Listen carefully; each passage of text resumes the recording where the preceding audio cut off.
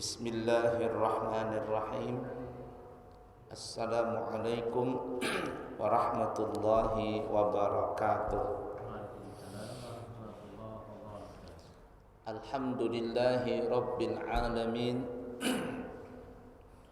Allahumma fasalli wa sallim ala sayyidina wa nabiyyina wa maulana Muhammadin wa ala alihi wa sahbihi ajma'in, amma ba'du. Kembali kita melanjutkan pembahasan di dalam kitab Bustanul Ahbar bi fadillah Syekh Faisal bin Abdul Aziz Al-Mubarak, Mukhtasar Nailul Awtar,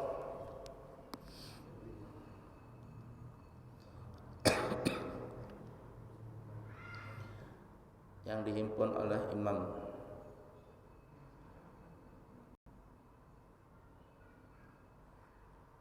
Asy-Syaukani. Nailul Awtar syarah daripada kitab Al-Muntaqa yang dikarang oleh Al-Imam Taqiyuddin Ibnu Taimiyah.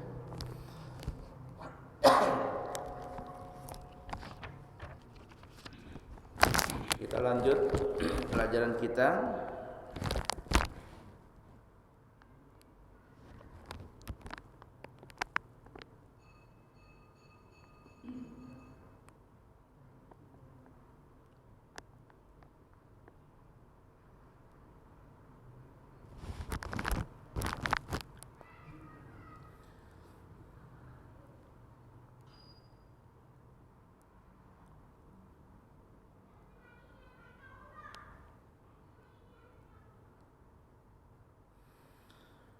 Bab tentang waktu salat, batasan salat.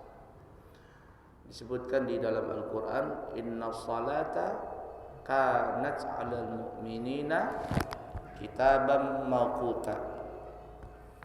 Sesungguhnya salat itu telah ditentukan waktunya. Salat yang diwajibkan kepada orang beriman itu waktunya telah ditentukan. Nah, hadis-hadis yang kita bahas di sini nanti adalah tentang waktu-waktu salat.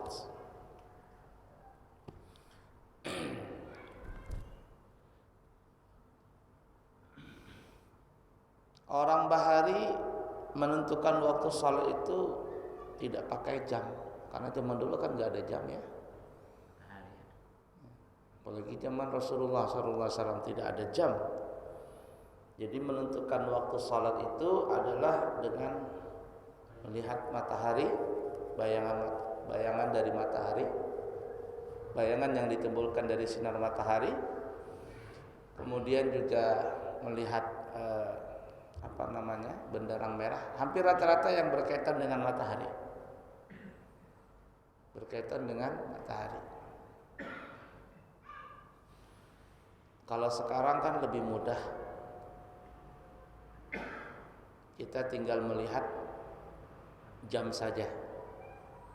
Melihat jam saja. Dan jam kita ini memang di seluruh dunia waktu siang dan malamnya itu bermacam-macam. Kita ini di Indonesia khususnya alhamdulillah adalah daerah timur yang sangat stabil. Arti stabil itu siang dan malam itu hampir sama saja waktunya. Hampir sama saja. Kalaupun ada perbedaan, ya paling-paling tidak sampai 1 jam. Tapi kalau kita ke Timur Tengah, terasa banget tuh kalau musim panas, siangnya sangatlah lama sekali. Sedangkan malamnya pendek. Tapi kebalikannya kalau musim dingin, malamnya panjang, siangnya pendek. Nah, enaknya kalau puasa Ramadan itu pas kena musim dingin. Puasanya sebentar aja terasa. Tiba-tiba sudah maghrib gitu. Yang paling Susah lagi adalah di daerah barat sana, seperti daerah Belanda atau apa begitu ya. Itu kalau musim panas itu puasa bisa sampai 20 atau 21 jam. Jadi malamnya itu cuman ada 3 sampai 4 jam saja. Malam itu. Kalau dia musim dingin, kebalikannya. Malamnya panjang, siangnya paling-paling 3 atau 4 jam saja. Nah, kita alhamdulillah udara kita, suasana kita ini subhanallah sangat stabil. Makanya mulai zaman dulu ya, orang itu, negara-negara penjajah itu sangat kepingin sekali menguasai bumi Indonesia ini. Tapi akhirnya semuanya pada kalah dalam peperangan.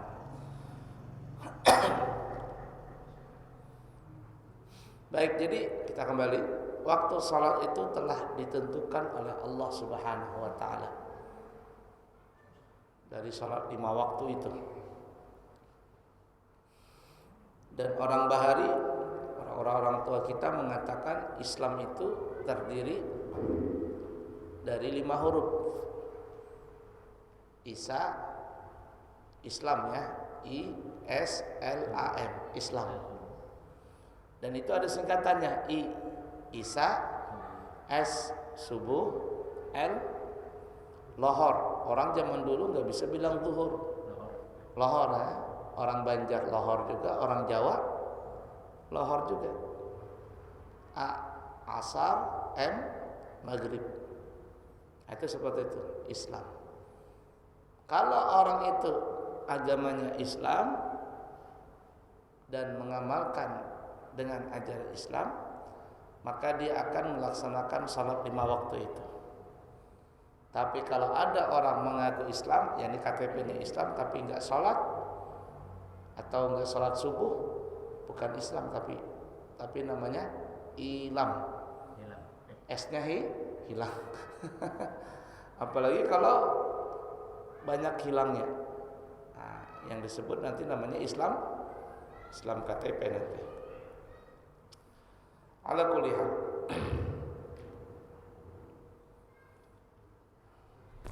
Di 5 jari ini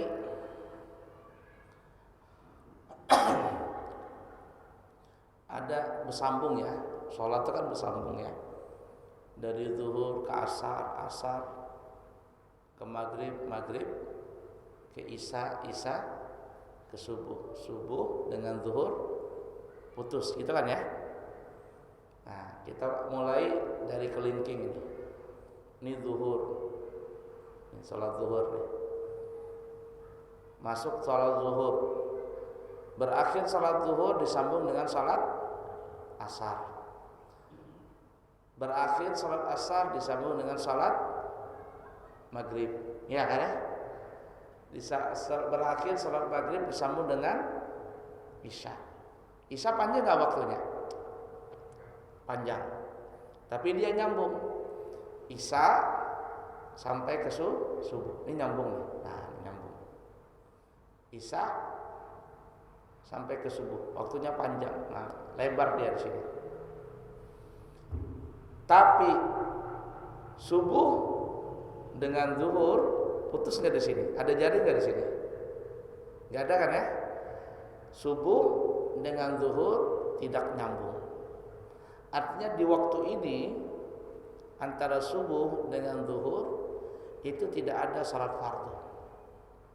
Paham enggak maksudnya di sini? Di jari ini. Di sini enggak ada salat fardu. Tetapi di waktu ini disuruh bagi kita untuk bekerja.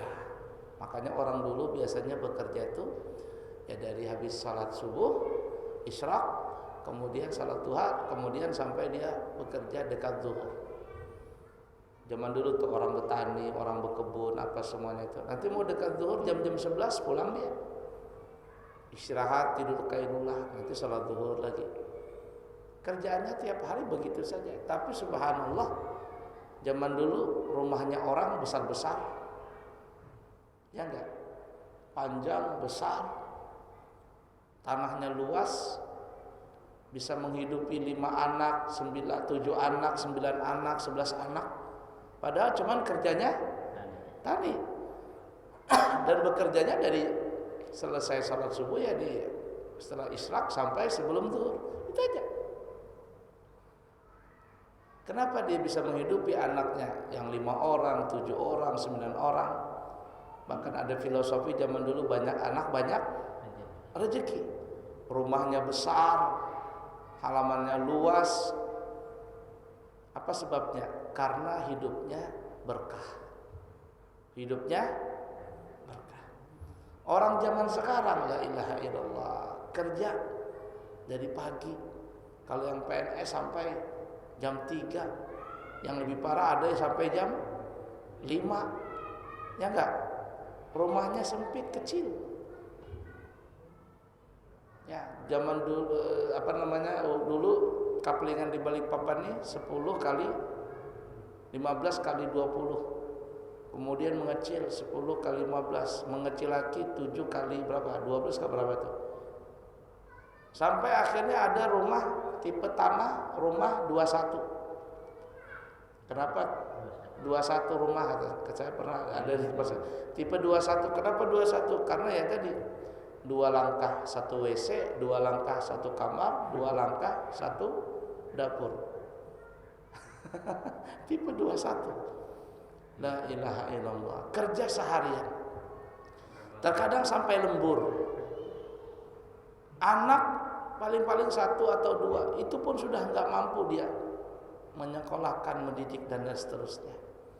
Kenapa seperti itu? Ya tadi, karena Allah cabut keberkahan. Allah cabut keberkahannya. Ada saya dapat berita di media sosial itu, ada yang gajinya sampai 4 juta, 5 juta, 15 juta, 20 juta, 25 juta, 30 juta, 35 juta, sampai 40 juta gaji ini sebulan. Tapi yang susahnya jarang ketemu dengan anak dan istri. Kerja di lokasi bisa 2 bulan, 3 bulan baru pulang. Kasihan. Pergi malam pulang malam. Nah itu pergi malam pulang malam. Apalagi hidupnya di kota besar ya seperti Jakarta itu. La ilaha illallah. Nah jadi keberkahan itu diambil.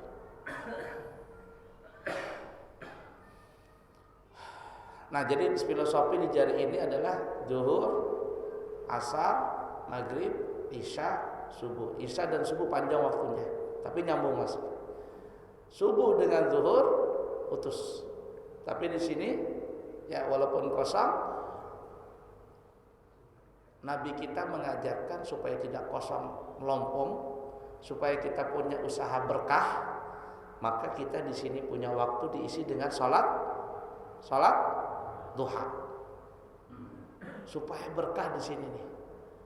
Dan waktu duha itu yang paling afdal adalah kalau menurut hadis ketika onta sudah mulai kepanasan.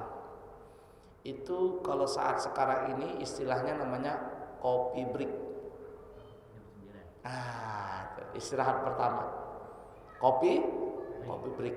Jam 9 sampai jam 10 itu disebut namanya kopi break. Itu adalah waktu sholat duha yang paling afdal. Kalau orang kerja kantor biasanya masuk jam 7, nanti jam 9 atau jam setengah 10 ya istirahat sebentar, setengah jam istirahat, ngopi supaya mulut nggak asam, ngopi dia apa semuanya. Kalau yang mau merokok di luar dulu, di luar kantor, nanti masuk lagi jam 10. Disitulah waktu yang paling afdal untuk melaksanakan sholat duha. Disitulah kunci keberkahan di dalam mencari rezeki. Kalau orang tidak sholat duha di waktu itu, maka rezekinya kurang berkah. Banyak bisa jadi, tapi berkah belum tentu. Banyak bisa jadi, tapi berkah belum tentu. Berkah itu adalah manfaatnya menyeluruh. Manfaatnya itu banyak. Orang zaman dulu yang kita ceritakan tadi, faktanya ya, tapi bisa menghidupi anaknya 5 orang, 7 orang, 10 orang dan seterusnya. Karena ada filosofi banyak anak banyak rezeki. Kerjanya cuma tani, dari pagi sampai zuhur selesai sudah. Tapi kenapa bisa menghidupi anak seperti itu? Rumah besar, halaman luas, ya tadi karena ada keberkahan. Orang zaman sekarang itu berkah itu banyak ditarik. Banyak ditarik. Banyak rezekinya tapi kurang berkahnya. Baik, kita kembali ya ke masalah auqatus shalah, waktu-waktu salat fardu. Kita mulai dari waktu salat zuhur. Hadisnya agak panjang. Kita bacakan saja. An Jabir ibni Abdullah anna Nabiyya sallallahu alaihi wasallam ja'ahu Jibrilu alaihi salam faqala lahu qum fasallih wa shalla dhuhra hina zalatis syamsu thumma ja'ahu al-'asr faqala qum fasallih fasalla al-'asra hina sara dhillu kulli shay'in mithlahu thumma ja'ahu al-maghribu faqala qum fasallih fasalla al-maghriba hina wajabati syamsu hina wajabati syamsu thumma ja'ahu al-'isha'u faqala qum fasallih fasalla al-'isha' hina ghabati syafaq thumma ja'ahu al-fajru faqala qum fasallih fasalla al-fajr hina barqa al-fajr aw qala sata'u al-fajr thumma ja'ahu min al-ghadi dhuhri faqala qum fasallih fasalla adh-dhuhra hina sara dhillu kulli shay'in mithlah thumma ja'ahu al-'asr faqala qum fasallih fasalla al-'asra hina sara dhillu kulli shay'in mithlaihi thumma ja'ahu al-maghribu waqtan wahidan lam yazul anhu thumma ja'ahu al-'isha'u hina dhahaba nisful layli aw qala thuluthul layli fasalla al-'isha' thumma ja'ahu hina asfara jiddan faqala qum fasallih fasalla al-fajr thumma qala ma baina hadaini waqtaini waqtun rawahu Ahmad wan Nasa'i wat Tirmidzi binahwihi wa qala al-Bukhari huwa asahu syai'in fil mawaqiti, yang artinya dari Sayyidina Jabir bin Abdullah, beliau berkata, sesungguhnya Nabi kita Muhammad sallallahu alaihi wasallam didatangi oleh malaikat Jibril. Lalu Jibril datang kepadanya, yang datang kepada Nabi. Qum, berdirilah wahai Rasulullah. Lalu bersembang, lalu salatlah engkau. Kemudian Nabi kita melaksanakan salat zuhur ketika matahari sudah tergelincir. Jadi kalau seandainya ini sebelah kita ini adalah, sebelah kanan saya ini adalah timur, sebelah kiri saya ini adalah barat, ini kita contohkan ya matahari. Ini matahari timbul dari sebelah timur dunia, dari pantainya, dari laut keluar dia, nyongocong gitu. Nah, ketika matahari timbul di sebelah timur, kalau kita berikan ada benda di tengah sini, maka apabila ada matahari, ada benda, yang ketiga ada apa? Bayangan. Matahari di sebelah timur, bendanya tiang umpama di tengah, maka bayangannya yang ketiga adalah bayangannya. Bayangannya di mana? Di sebelah barat. Kan ya? Nah, kemudian matahari naik ke kan ya? Bayangan ini memendek Memendek kemana? Ke timur atau ke barat? Ke timur kan ya. Memendek, dia mendekati dengan tiang tadi atau tongkat itu. Tuh sampai matahari di tengah-tengah. Nah, di tengah-tengah dunia, di tengah-tengah. Bayangan itu sudah hilang, tidak ada lagi. Kenapa? Karena bayangan itu tepat di bawah tongkat atau benda tadi. Kecuali bayangan garis khatulistiwa. Kalau di bawah garis khatulistiwa itu bayangannya nggak ada, betul. Tapi kalau kita ini kan kayaknya bukan jalur garis khatulistiwa ya. Jadi walaupun matahari di tengah tetap saja ada bayangan. Nah, itu tidak terhitung. Nah, ketika matahari di tengah ini tepat di tengah, ini belum waktu zuhur lagi. Tapi sudah detik-detik mendekati zuhur. Dan ketika matahari sudah mulai condong ke barat, gitu ya, maka bayangannya berpindah. Berpindah kemana? Ke arah timur. Bayangannya pindah ke arah timur. Jikalau bayangan ini sudah ada sebelah timur walaupun sedikit, selain bayangan garis khatulistiwa, maka masuklah waktu salat zuhur. Zaman dulu tuh begitu. Terus berjalan waktu itu. Nah, waktu itu Jibril datang, sudah mendekati zuhur sampai matahari tergelincir. Kata Jibril, "Ya Rasulullah, bangunlah engkau, salatlah salat zuhur." Nabi pun melaksanakan salat zuhur. Jibril mengajarkan tata cara salat zuhur. Ya, mengajarkan tata cara salat zuhur. Setelah salat zuhur 4 rakaat, ini pertama kali ya waktu Nabi pulang dari Isra Mi'rajnya. Jadi diajarkan oleh Jibril tata cara salat zuhur 4 rakaat, bacaannya dan seterusnya. Selesai, maka Jibril pun kembali.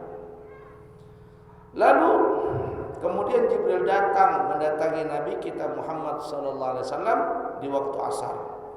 Ia pun berkata, "Berdirilah wahai Rasulullah dan salatlah engkau." Kemudian Nabi melaksanakan salat asar ketika bayangan segala sesuatu telah menjadi sama. Sudah menjadi sama. Jadi kan tadi matahari kan mulai condong ke sebelah barat. Ini kalau seandainya kita anggaplah ini tiang ya, tiang atau apalah begitu. Nah, ini matahari sebelah barat, turun dia. Jikalau bayangan ini sudah sama dengan seukuran benda ini atau tongkat ini, anggaplah ini umpama 10 cm umpama kacamata saya. Bayangan ini sudah mencapai 10 cm. Ya, sudah mencapai 10 cm selain bayangan garis khatulistiwa tadi. Nah, matahari kan sudah mulai turun ya. Ini umpama tingginya kacamata ini 10 cm. Bayangannya sudah 10 cm, maka berakhirlah waktu salat zuhur disambung dengan salat asar. Makanya Jibril datang tadi, kata Sayyidina Jabir bin Abdullah kepada Nabi ya. Jibril datang kepada Nabi ketika bayangan itu sudah menjadi sama dengan ukuran benda tadi. Jibril datang dan menyuruh Nabi untuk melaksanakan salat. Setelah salat asar, Nabi kita Muhammad sallallahu alaihi wasallam, Jibril alaihi wasallam pun pergi meninggalkan Nabi. Kemudian Jibril datang lagi kepada Nabi kita di waktu maghrib. Dia pun berkata, "Wahai Rasulullah, berdirilah engkau dan laksanakanlah salat maghrib." Kemudian Nabi melaksanakan salat maghrib ketika matahari terbenam. Jadi kan matahari turun di sebelah barat. Ketika matahari sudah tenggelam, dia di permukaan bumi atau permukaan laut secara sempurna. Ini laut umpamanya ya.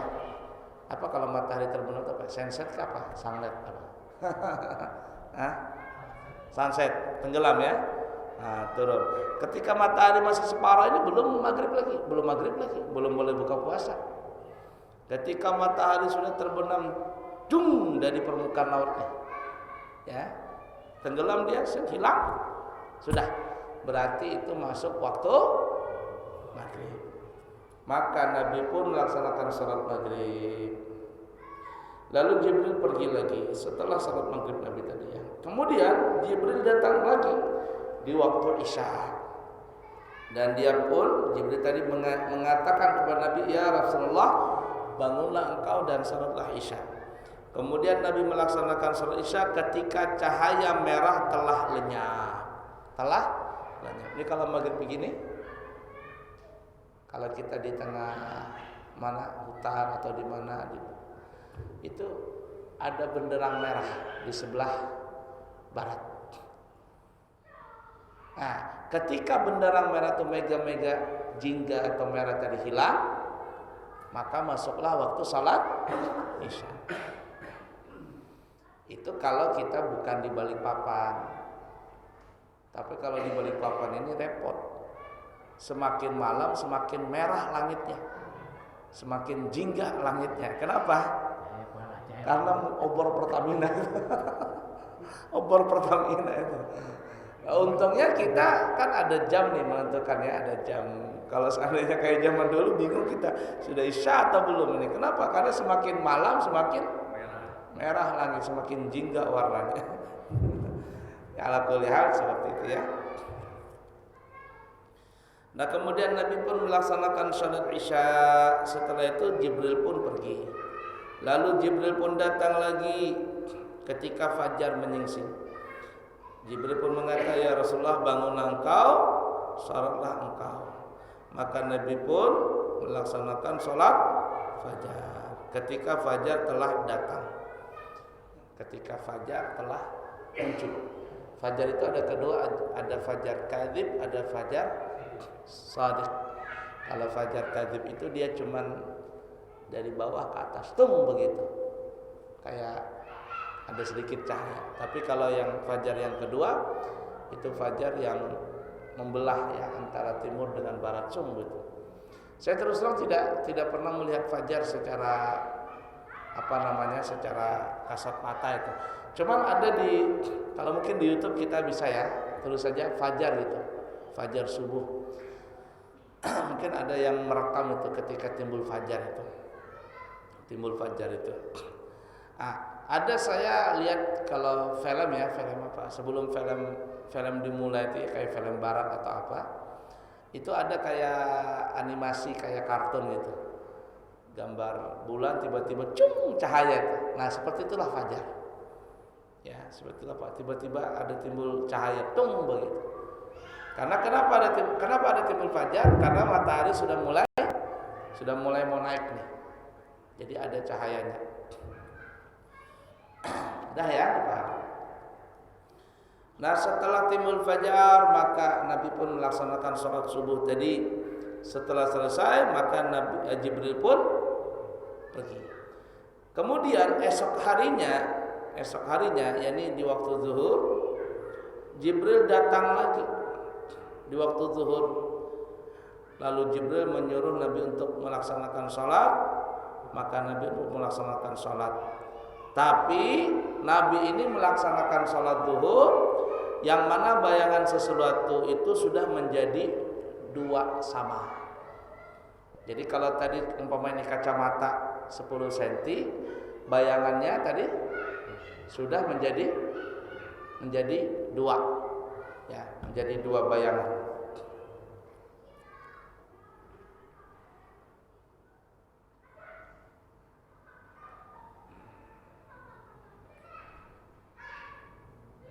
Bentar ya, salah ini ya.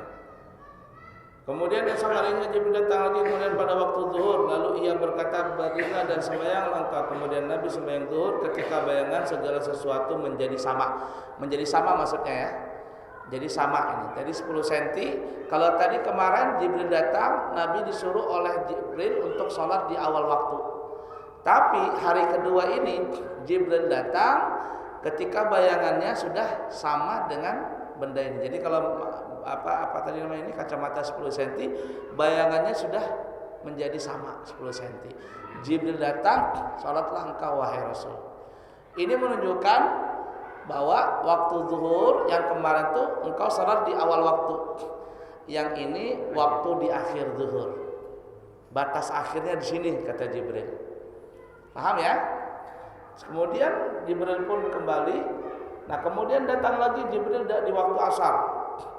Lalu Nabi pun disuruh sholat asar ketika bayangan sesuatu itu telah menjadi 2 kali lipat. Menjadi 2 kali lipat. Jadi kalau ini 10 cm berarti bayangannya sudah menjadi 20 cm. Seperti itu. Ini menunjukkan bahwa di akhir waktu asar. Di waktu akhir sholat asar. Ini sudah mendekati tenggelam matahari. Kemudian Jibril pun pergi, kemudian datang lagi di waktu maghrib. Tapi dalam waktu ini, dalam waktu yang sama dengan yang pertama, tidak bergeser daripadanya. Jadi Jibril datang sama yang kemarin waktu maghrib tadi, yang di awal waktu. Lalu Jibril pun pergi. Ketika itu Jibril datang lagi, kemudian Jibril datang lagi lewat tengah malam. Ya, lewat tengah malam, atau ia berkata sepertiga malam Jibril datang. Sepertiga malam berarti kurang lebih jam berapa? Jam 10. Sepertiga malam ya, jam 10. Di pendapat yang lain ada di pertengahan malam, yakni jam 12 ke atas Jibril datang. Lalu Jibril menyuruh Nabi kita untuk melaksanakan salat Isya. Kemudian pergilah Jibril, lalu Jibril datang lagi, kemudian Jibril datang lagi di waktu subuh. Tapi waktu subuh ini yaitu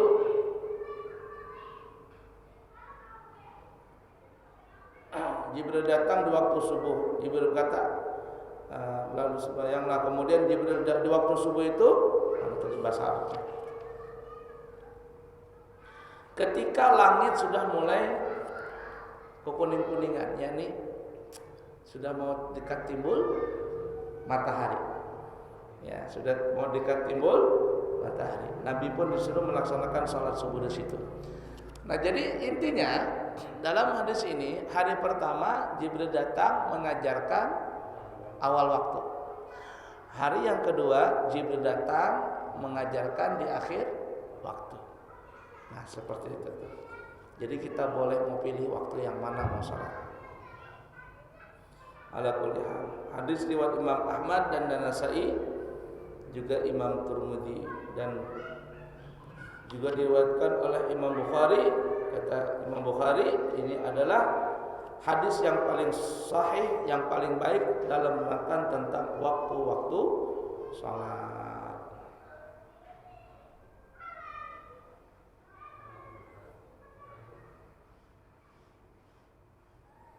Ala kulli hal. Sampai waktu Isya. Ada kerasaannya. Cukup dulu, insyaallah kita sambung lagi di kesempatan akan datang. Subhanakallahumma wa bihamdika asyhadu an la ilaha illa anta astaghfiruka wa atubu ilaik. Wa akhiru kalam. Wassalamualaikum warahmatullahi wabarakatuh.